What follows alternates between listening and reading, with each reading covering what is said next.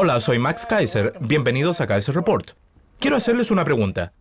¿Han tenido alguna vez la sensación de que los banqueros centrales, es decir, los banqueros mafiosos, gobiernan el mundo como los desdentados adictos a la metanfetamina y se dedican a robar cables de cobre, tejados y cañerías, el tejido mismo de la economía y sociedad que nos queda, para pagarse la próxima dosis? ¿Y no creen que los ladrones y traficantes del nivel más bajo se emborrachan, acabando con los suministros familiares de desinfectante para manos? ¿Lo han pensado? Yo también. ¿Stacy? Sí, Max, he encontrado una analogía, una metáfora perfecta para explicar lo que está pasando en el sistema bancario, financiero y económico mundial. Es una historia que llevo siguiendo desde hace un par de años y no es otra cosa que el problema de las personas que se beben el desinfectante para manos. Olvídese del Boone's Farm. Ahora el trago más barato es el desinfectante para manos. En Estados Unidos estos desinfectantes contienen un 60% de alcohol y en el Reino Unido hasta un 75%. Y la gente se emborracha con esto porque alcanza los 140 grados. ¿140 grados? Es de locos. Supongo que la gente en todo el mundo y en Estados Unidos, así es como funciona el capitalismo. Así funciona la Escuela de Economía Austriaca, porque sostiene que el valor reside en el cerebro del observador. Los defensores de la escuela austriaca, como Murray Rothbard, aprobarían el consumo de desinfectante para manos. Es el paraíso libertino. Probemos.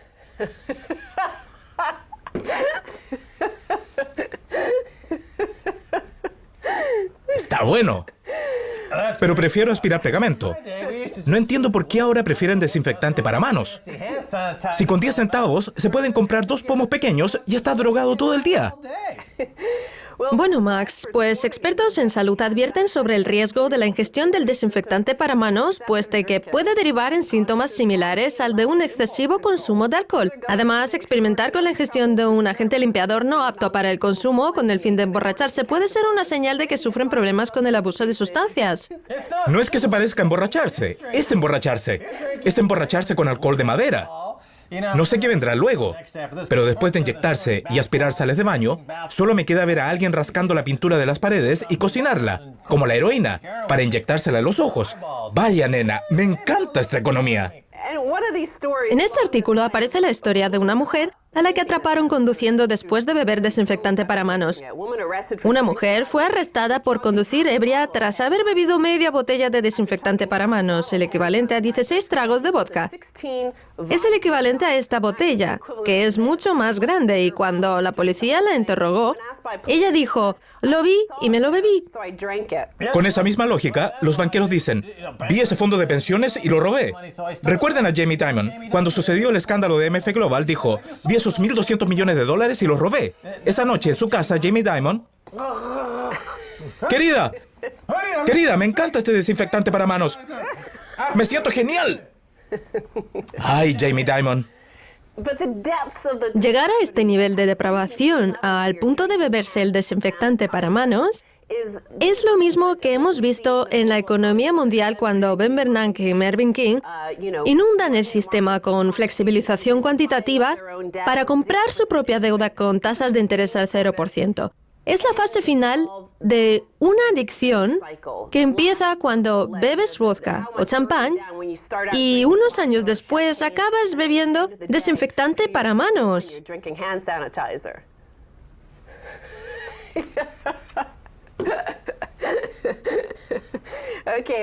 Bueno, Max, comparemos este caso con los banqueros centrales. Mark Carney da a entender una acción radical para impulsar la economía en crisis. En un discurso con el que se reinterpretaba el reglamento de los bancos centrales, el gobernador entrante del Banco de Inglaterra sugirió que se abandonen los objetivos inflacionarios para rescatar a la economía en crisis. Se comporta igual que la mujer que dijo, lo vi ahí y decidí bebérmelo. Él dice, se me acaba de ocurrir esta idea absurda y he decidido contarla. Mark Carney, el gobernador entrante del Banco de Inglaterra, que recibió muchos golpes jugando al hockey, quiere hacer creer que el responsable es el modelo económico y que el Banco de Inglaterra ha sufrido un papel deshonroso, sin haber participado en todo este asunto. Y por eso el precio del oro y la plata vuelve a subir, porque este tipo es un fanático de la impresión de dinero. Pues Carney dijo, para lograr con tiempo un mejor sendero para la economía, un banco central debe comprometerse a mantener con credibilidad una política muy acomodaticia, incluso después de que repunten la economía y probablemente la inflación. Si con todo fueran necesarios más estímulos, probablemente habría que cambiar el marco político. Por ejemplo, la adopción de un objetivo del Producto Interior Bruto nominal podría ser en muchos aspectos más eficaz que fijar un umbral de inflación flexible. Más, ¿pueden lograr el objetivo del PIB nominal, sea lo que sea?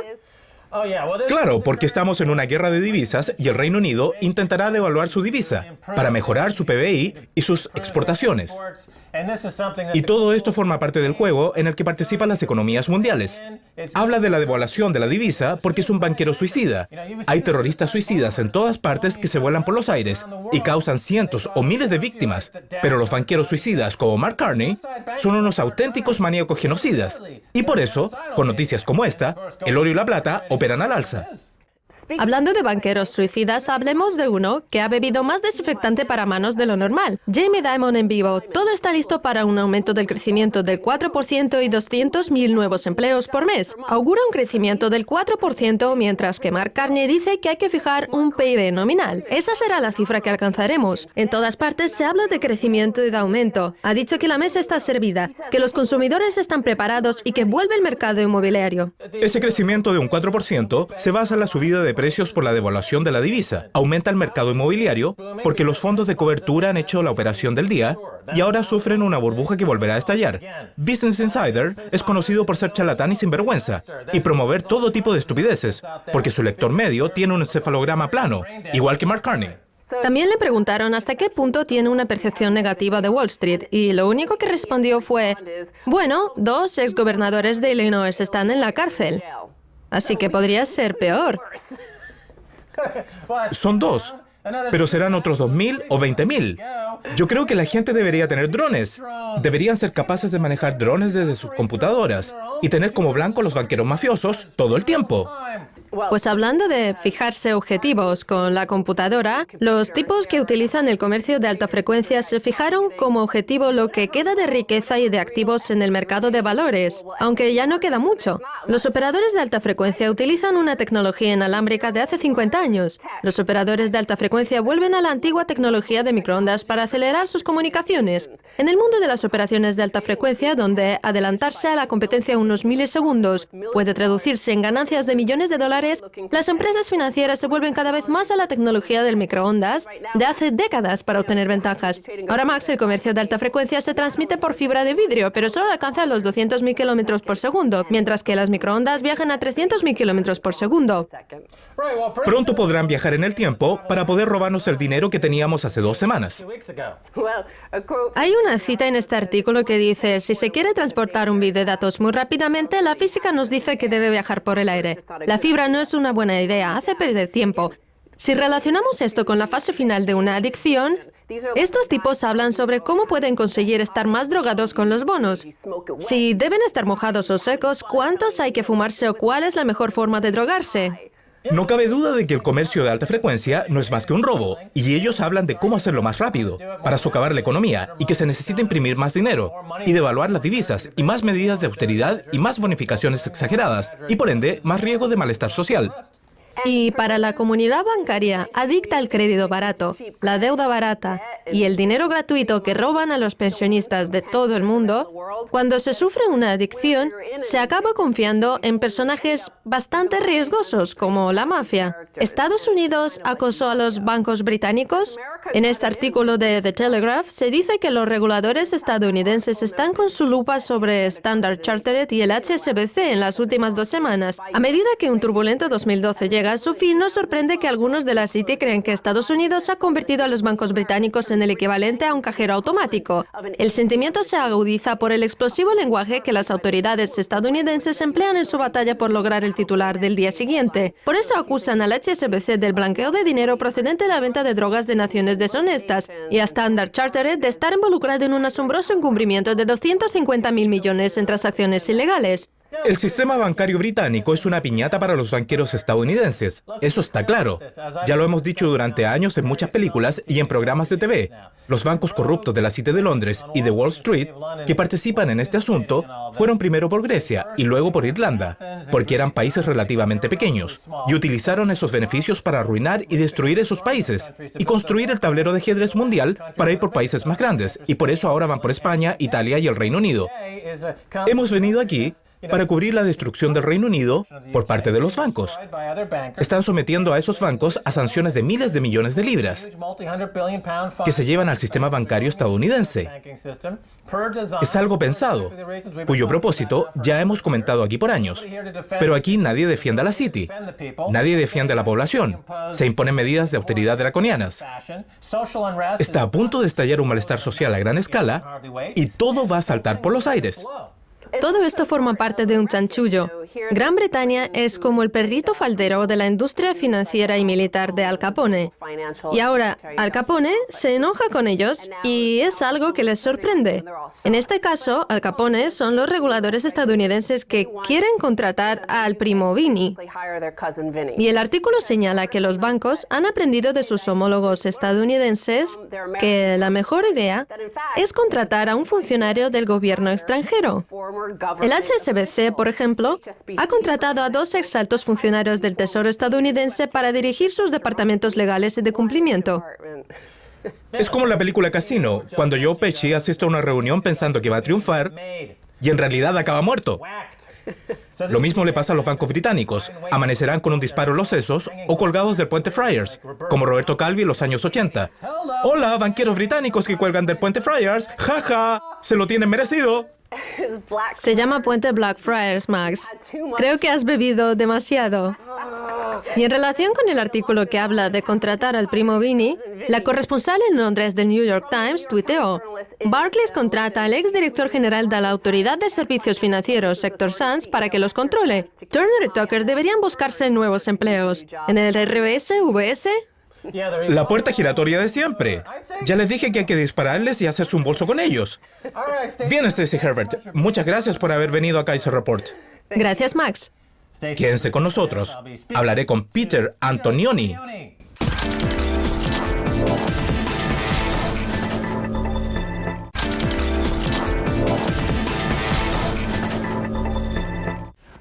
Bienvenidos de nuevo a Kaiser Report. Soy Max Kaiser. Ha llegado la hora de hablar con Peter Antonioni, coautor del libro Economía para principiantes. Actualmente es profesor de gestión en el University College de Londres, y entre sus diversas líneas de investigación se incluye la planificación de escenarios de largo alcance. Peter, bienvenido a Kaiser Report. Muchas gracias, Max. Bien, Peter Antonioni, coincidimos en Kilkenomics y podría calificarlo como un optimista convencido. Usted estaba en el comité Pequeños Cambios, Grandes Diferencias. 10 ideas prácticas que pueden ayudarnos a tener esperanza. Háblenos de supuestos esperanzadores.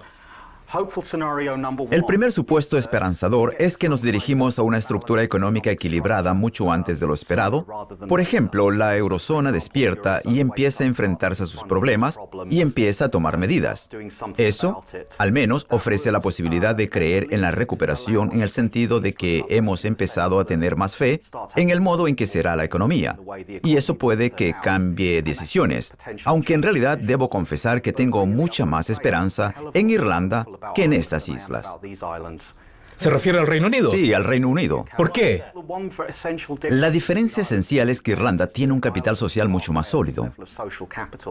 Quiere decir, Significa que no existe gradación en esa unidad.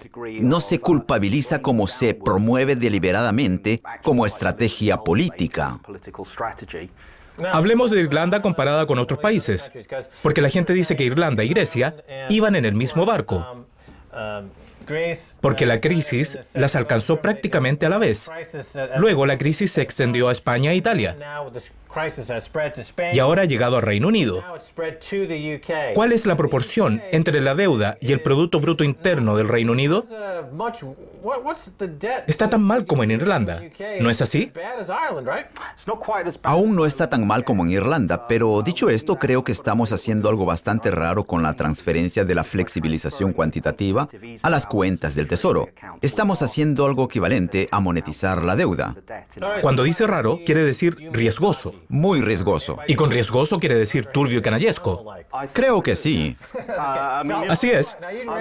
Es lo mismo que suelo decir, pero de una manera menos diplomática. Claro. Pero lo cierto es que hemos cruzado la línea.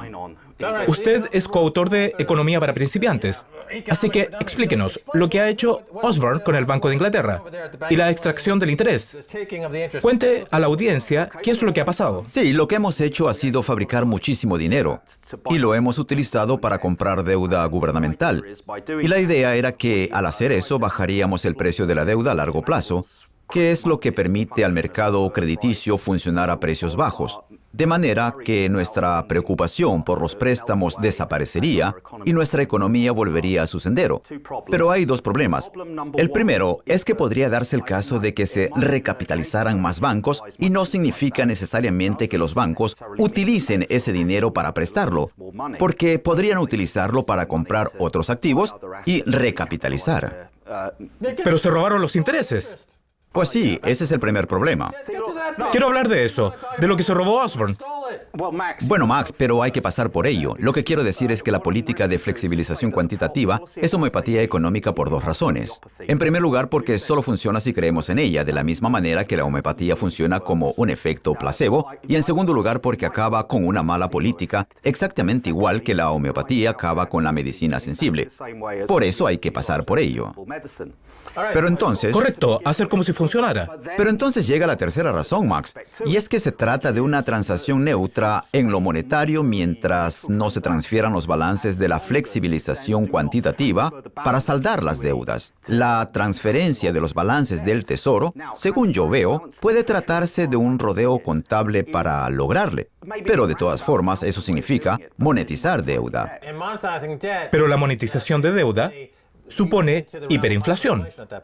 Así es, y lo que evita que caigamos en hiperinflación es que en este momento tenemos una actividad económica muy baja, venimos de una doble recesión y creo que en los próximos 3 o 4 años pasaremos a una triple, cuádruple o quíntuple recesión con altibajos en el crecimiento, construido a partir de la microeconomía, que es el campo de donde procedo yo, y no veo un aumento en la actividad industrial. La idea de que podemos cambiar la economía basada en las finanzas y servicios de un modo tan sencillo es una falacia. Cuando se tienen en cuenta todas las carencias, entonces vemos que se necesitan al menos 5 años de procesos de ajuste. Cuando habla de falacia, se refiere a Cameron y a Osborne involucrados en algo falocio. Sí, probablemente. No voy a comentarlo. Quería decir falociocinamiento. Es lo que quería decir, falaciamiento. Al principio, hablamos de equilibrar la economía. Y usted decía que podría haber un cierto equilibrio y que tiene esperanzas de que así sea. Pero acaba de hablar de que el Banco de Inglaterra, como el resto de los bancos centrales de todo el mundo, están implicados en la flexibilización cuantitativa y acumulan en sus balances decenas de billones de deuda. ¿Cómo se puede devolver esa cantidad de la economía? ¿Cómo van a reducir el apalancamiento en los balances? La respuesta es que Gran Bretaña no lo hará, no lo hará. De hecho, el anuncio de que se transferirá a los balances del Tesoro es la admisión de que no lo están haciendo del modo habitual. Los japoneses no lo hicieron, aunque la idea original de la flexibilización cuantitativa residía en que se crearían nuevas instituciones, destrucción creativa, para poner en el sistema algo que no estuviera infectado por la banca zombie. Pero los bancos zombies existen y con la flexibilización cuantitativa se crean más y no se deja que se reduzca el apalancamiento y que los bancos malos quiebren, porque sobreviven con crédito barato y los zombies acaban apoderándose de todo. Eso es lo que está pasando en Gran Bretaña, sí. Así es. Eso es lo que está pasando. pasando en Gran Bretaña y en un principio la idea era darle un rodeo al sistema bancario para reemplazarlo después por instituciones no infectadas, lo cual nos permitiría reducir el número de zombies antes de que contagiaran a todo el sistema y frenaran cualquier actividad económica. Pero eso es. No. Esa fue la intención en un principio. En Suecia hicieron eso. Crearon bancos malos y lo nacionalizaron todo. Derivaron toda la deuda a los bancos malos y empezaron con bancos nuevos. Pero en este caso, ellos no están haciendo lo mismo. Están rescatando a los sinvergüenzas. Han rescatado al HSBC, Barclays, a Lloyds, al Royal Bank of Scotland. Unos sinvergüenzas conocidos por todos. Y les han dado el dinero y han dicho, bueno, no queremos causar más trastornos, así que les daremos muchísimo dinero, con la esperanza de que ustedes se cuiden. No crearon bancos nuevos. No se ha creado ningún banco nuevo. Y eso está muy mal. Opino lo mismo. Eso fue lo que pasó. Deberían haberlos creado. Es lo que debería haberse hecho y es lo que se pensaba hacer con el primer programa de flexibilización cuantitativa en Japón cuando propusieron por primera vez ese ejercicio académico a mediados de los 90, que solo debería haberle supuesto 4 o 5 años y no los 23 años que dura ya. ¿Qué piensa del hecho de que los grandes bancos como el HSBC hayan obtenido todo ese dinero gratis de la población y se haya involucrado en el blanqueo de dinero procedente de los carteles de la droga? ¿No deberían sancionarlos? Claro, estoy completamente de acuerdo en que deberían procesar a mucha gente. ¿En qué parte de Economía para Principiantes hablan ustedes del blanqueo de dinero procedente de los carteles de droga mexicanos? ¿Hay algún capítulo que hable de este asunto? No hay uno explícitamente porque cuando se escribió el libro no había mucha información. ¿No van a añadirle un apéndice al libro? ¿Cómo el HSBC blanqueó dinero procedente de la droga de los carteles de México? Abran una cuenta y les regalaremos una cabeza de un mexicano. Ese será nuestro primer capítulo de blanqueo de dinero para principiantes. Genial, hablemos del hecho de que no ha habido ninguna acusación y de que ningún político se atreverá a presentar una demanda penal contra los banqueros mafiosos, porque como ya ha dicho la Autoridad Federal de Estados Unidos, eso pondría en peligro el sistema financiero mundial. Demasiado grandes para acabar en la cárcel, demasiado grandes para caer. No me creo del todo que sean demasiado grandes para caer. Me parece que se intenta justificar un acuerdo entre las partes que parezca legalmente aceptable, pero políticamente es algo difícil de digerir. En este momento, creo que los fiscales tomaron el camino fácil imponiendo la multa para que quede en el acta, pero evitando un juicio. ¿Eso es ganar? Ellos... Depende de la motivación. Si se pretende un juicio... Habría que imponer más sanciones a los defraudadores y a los que blanquean dinero, porque eso solo provoca más fraude y más blanqueo de dinero. Eso no los detendrá. Max, no voy a discutir con usted que los incentivos que existen en el sistema son absolutamente irracionales, pero si tuviera yo esa motivación, el acuerdo que me gustaría firmar es aquel que me permitiera acabar tan rápido como fuera posible y aumentara mi reputación logrando una declaración de culpabilidad. Fue Churchill quien dio la definición de apaciguar, y consiste en alimentar al cocodrilo con la esperanza de que no te coma o que te coma al último. Usted está apaciguando a los terroristas. ¿Por qué sería esa una buena idea? Es una falacia de composición. Tal vez no sea una buena idea para todo el sistema en general, pero sí podría ser para un fiscal concreto, motivado en llegar a un acuerdo tan rápido como sea posible. Cuando hablamos de los bancos, las agencias de calificación, las 4 grandes firmas contables, Moody's, Standard & Poor's y Fitch, las agencias de calificación, la industria de los fondos de cobertura, los políticos de Whitehall, todos están implicados en un chanchullo delictivo. Peter Antonioni, un chanchullo. ¿Dónde aparece el optimismo? No entiendo cómo puede obviar el hecho de que hay que procesarlos por chanchullos. Es una buena pregunta cuando habla de mi optimismo, y la respuesta es que hay un aspecto en el que no encuentro nada optimista. Donde soy optimista es en el potencial de las asociaciones de base, en el potencial de la gente que empieza a volver a conectarse y empiezan a encontrar nuevas formas de hacer negocios, y mi mayor optimismo reside en que hemos comenzado muy seriamente a recuperar las ideologías. Lo más interesante es saber cuándo se descompondrá esa condición. Y la respuesta es que cuando la Unión Soviética se rompió, ya no había nada que pudiera alejar al capitalismo, y debido a ello todos los debates tras el consenso de Washington trataban sobre detalles, los asuntos operativos de esto y aquello, pero no trataban sobre los grandes asuntos y las funciones estratégicas que supuestamente debía asumir el gobierno.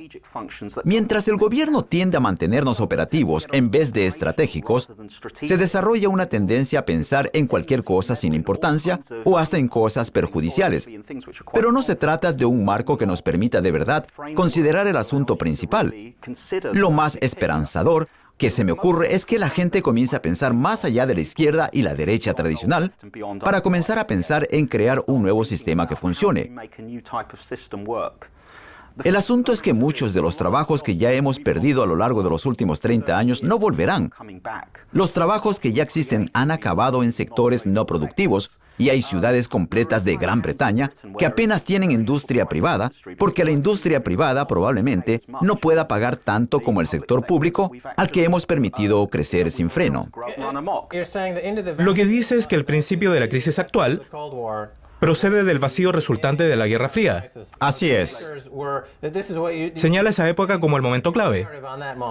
Estoy absolutamente convencido. Cuando fracasó el comunismo ya no quedó nada que siguiera haciéndonos honrados. ¿Y qué hay de la legislación que se aplicó antes de la derogación de Glass-Steagall? La aplicación de la Ley de Modernización de Futuros de Materias Primas, que legalizó el comercio de materias primas. ¿Y el resto de la desregulación?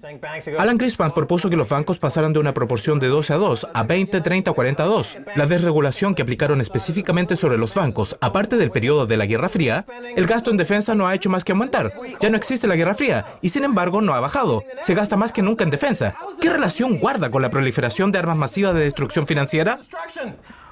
¿Habríamos pasado por algo así si aún viviera el simpático señor Brezhnev amenazándonos a todos o Khrushchev amenazándonos de muerte? Pues no, nos habríamos dirigido hacia un sistema capitalista que no solo habría de ser más productivo, sino que demostraría que era más moral. ¿Quién ganó la Guerra Fría?